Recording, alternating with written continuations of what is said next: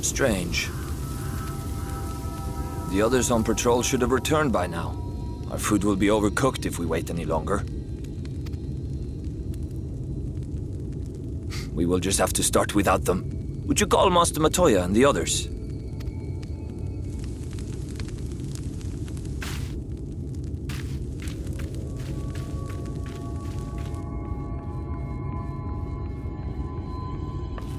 I tire of these games, Urianger. Why do you pretend you cannot see it?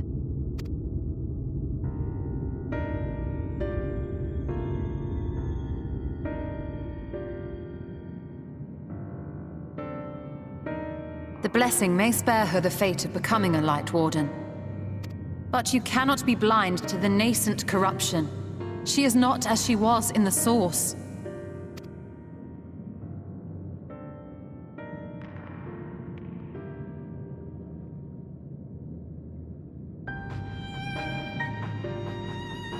Though I have no proof, I fear that the light which poured forth from the Wardens was not negated at all.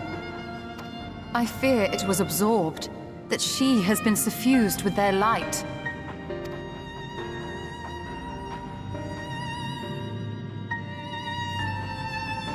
Though I have given thought to this possibility, I dare not speak until more is known.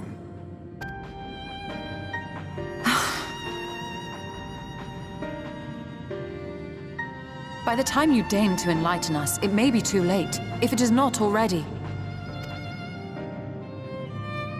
Urianger, I know full well, after all these years, that you have only the best of intentions. But that does not make it any easier to put my faith in a man so infatuated with secrecy. I have had my suspicions ever since the Exarch bade you speak that day. But now I must ask.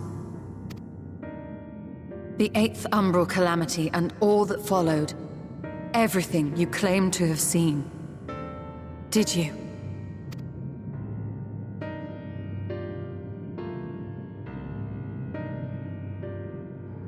Help! Someone help! The Ilmorans have come for us! We're under attack!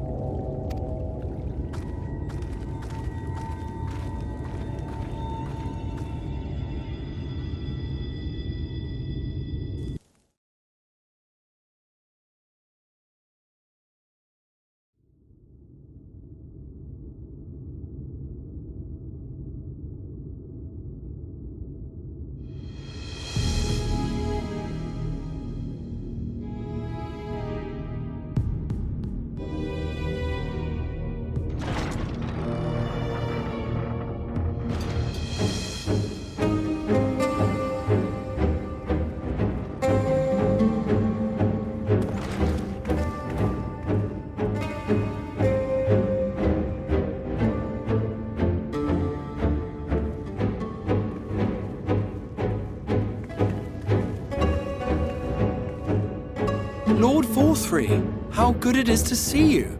How long has it been? Not since your inauguration, unless I'm mistaken. Too long, at any rate. May I say how humbled I am to be invited not only into your city, but your home. You are as generous as ever. And you as disingenuous. Let us dispense with the pleasantries. This merry band of dissidents people are calling warriors of darkness.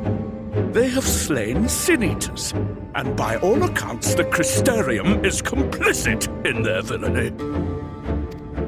And now I hear reports of your people obstructing my soldiers, so I must ask, what exactly do you think you are doing? I might ask you the same thing. It should be clear, even to you, that defeating the Light Wardens represents the world's only hope of survival. Even now, the people of Lakeland and Ilmeg rejoice in the return of night. For 100 years, they yearned for a means to fight back against the Sin-Eaters, and at last they have found one.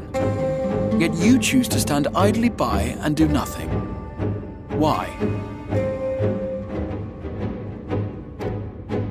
Why? Because this hope you cling to is nothing more than a fever dream, an exercise in futility. Even should you slay the Sin Eaters, the world as we know it is beyond salvation. With what little land and resources remain, the people would be free only to starve. Before long, they would turn to violence, then to war, and ultimately usher themselves unto oblivion. They require a firm hand to shepherd them from the edge. The hand of a king, nay, a god. I will see their dreams fulfilled, their wishes granted. I will give them peace, order, and they shall never want for bliss.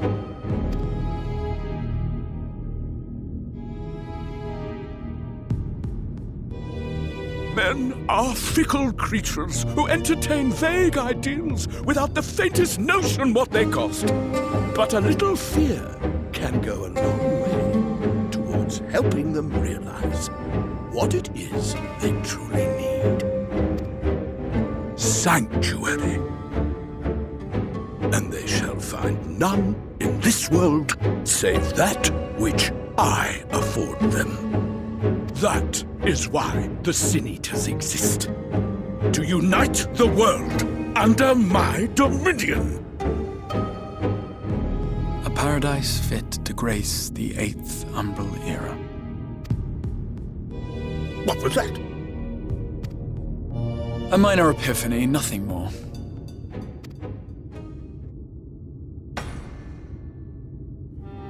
You have always held sway over those around you. Those who defy you must submit or die. What sits before me is the inevitable result of bloated privilege and unchecked power. But man is more resilient than you think. His achievements are not the product of violence and bloodshed, but compassion and understanding. This calamity is but another crisis to be overcome. And we will, once we eliminate the Sin Eaters. You poor deluded fool. These people care not for the morrow. They care only for the now, and the contentment they lack. What good is a paradise to them if it is 1,000 years in the making, or even 100? You underestimate them, Lord Thorthry. They see further than you think. I have beheld it in the blood and sweat and tears of those who would sacrifice everything for a future they may never know, that their children may never know.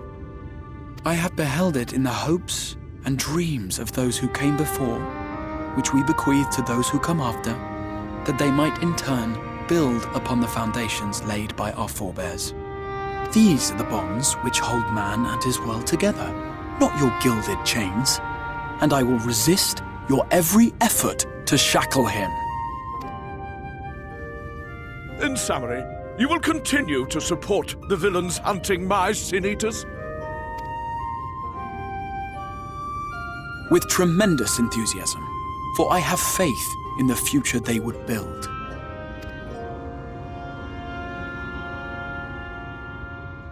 Why do I even bother? Fools, the lot of you! So naive! So painfully predictable! Did you imagine I did not know your mind? That I would wait until after this meeting to dispatch my forces? Even as we speak, they march to the Sin Eaters' defense. Insurrection will not be tolerated! The people of this world are mine to rule, mine to command. And you are no exception!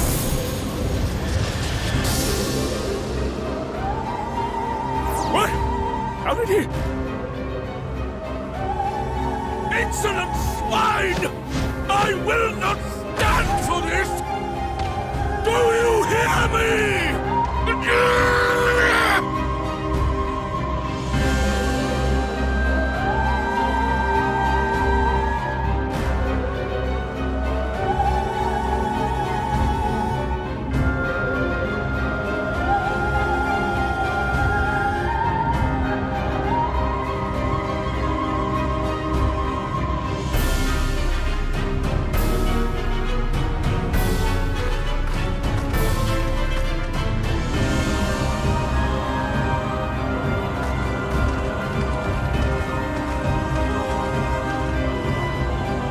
You speak for the Knights Blessed?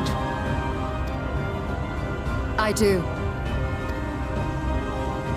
I presume that is your doing. If you have come to parley, I must insist that you first return him to us. You're in no position to make demands.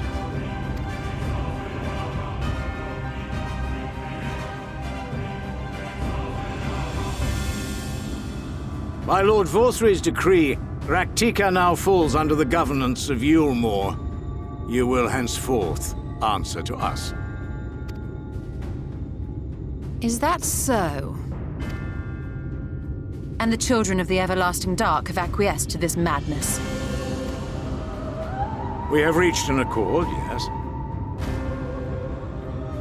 Too many times have the Knights Blessed shunned Yulmore's overtures of friendship.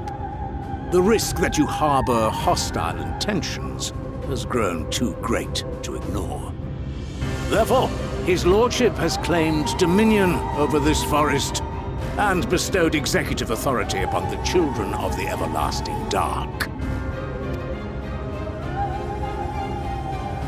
In his wisdom, Lord Vorthry has agreed to recognize ours as the only permissible expression of dark worship. It's one true faith.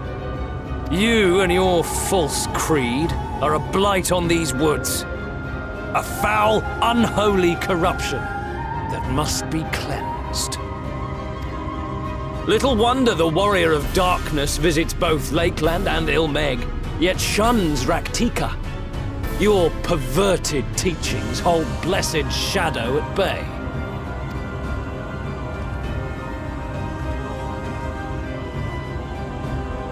You have accepted the yoke of Yulmore to spite us, then? Fools. Darkness will never return to these skies while they hold sway. Those of you minded to obey his lordship are to make for woven oath with all haste. We will leave you, but you may have time to prepare. Woven oath? Are you suggesting we abandon our faith to join those zealots? What has your faith afforded you thus far? Nothing! We will guide you along the righteous path. And should we refuse?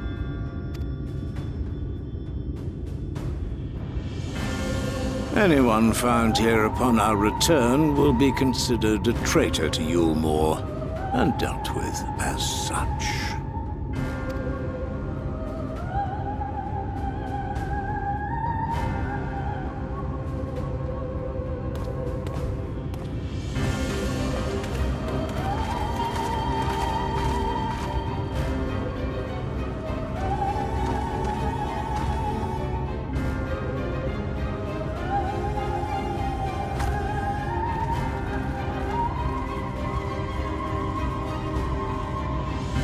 We will discuss these developments after I have tended to our casualty.